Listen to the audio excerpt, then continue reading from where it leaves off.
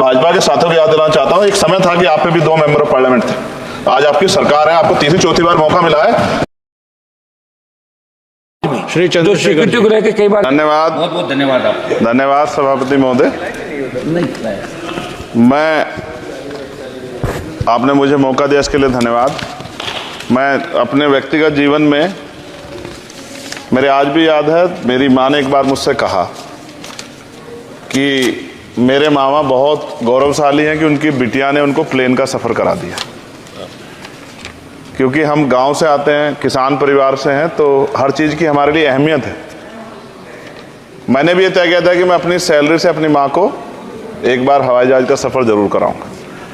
अब हालात ऐसी हैं, आप बेहतर जानते हैं, हमने देश भी जानता है, सब लोग जानते हैं कि गरीब आदमी हवाई जहाज़ में सफ़र नहीं कर सकता। प्रधानमंत्री जी तो कहा था बहुत दिन पहले कि चप्पल वाला जो है हवाई जहाज़ में सफ़र करेगा, लेकिन आज हालात ऐसे, किराया भाड़ा इतना बढ़ गया है, नीतियाँ हैं उसकी वजह से, कि गरीब आदमी सफ़र नहीं कर सकता है। गरीब आदमी तो ट्रेन में एसी के डब्बे में सफ़र नहीं कर सकता, इस तरह के हालात।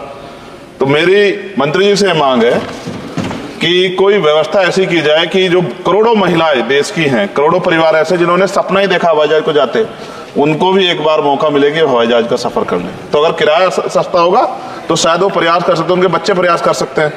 साथ साथ वायु यात्रा में सेफ्टी सिक्योरिटी का बहुत ज़्यादा ध्यान रखने की जरूरत है। कई बार हादसे हुए हैं, कई चीज़ों पर हमें गौर करना है।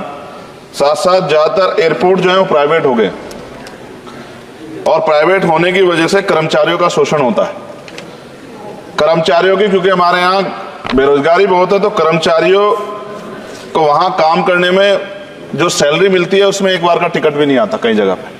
तो मेरी आपसे ये आग्रह है कि जिन लोगों जो प्राइवेट हो गए वहाँ भी सैलरी कम से कम न्यूनतम वेतन इतना होना चाहिए 20,000 रुपये, कि वो अपने परिवार का भी और सफर भी वो कभी कर ले, ऐसा मौका भी उन्हें मिलना चाहिए।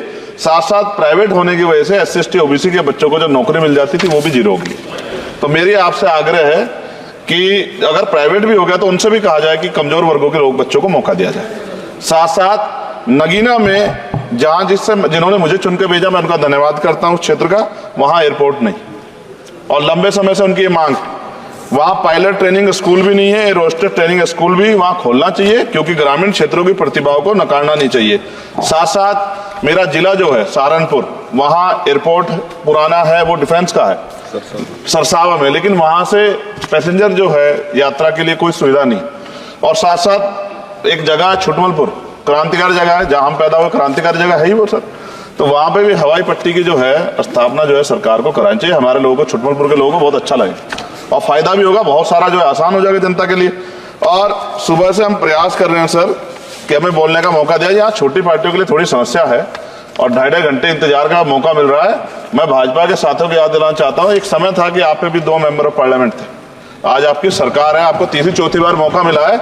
अगर हम लोग भी ज्ञान की कमी थोड़ी है किसी में, ऐसा तो रानी के पेट से ही राजा पैदा होता है या कोई माँ के पेट सीख के आता है। हम तो संघर्ष करके आए 15-15 साल।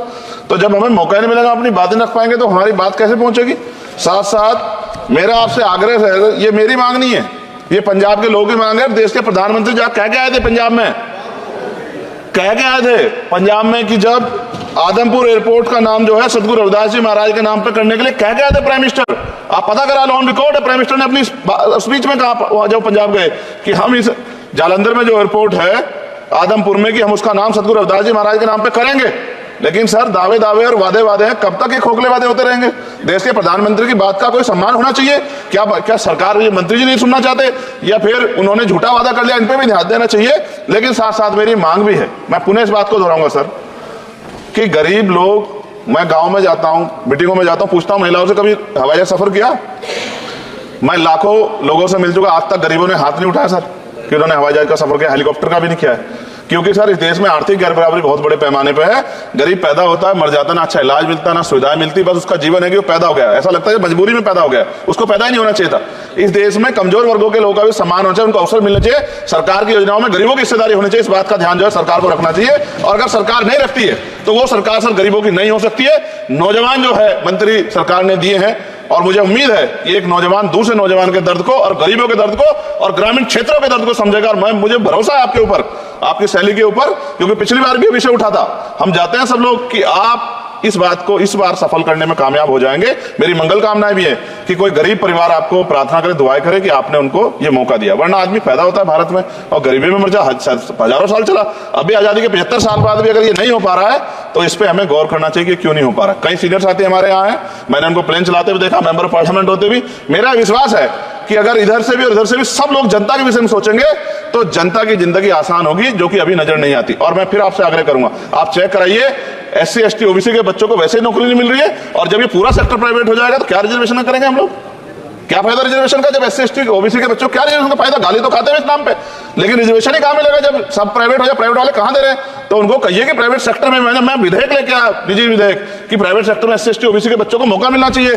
सुप्रीम कोर्ट का एक ऑर्डर, चर्चा हुई इसमें कि भाई क्रिमिनल हो गए। कितने अरबपति बने आप लोग? कितने लोगों पे हवाई जहाज बताइए? SC ST के लोगों पे कितने लोगों पे हेलीकॉप्टर बताइए आप?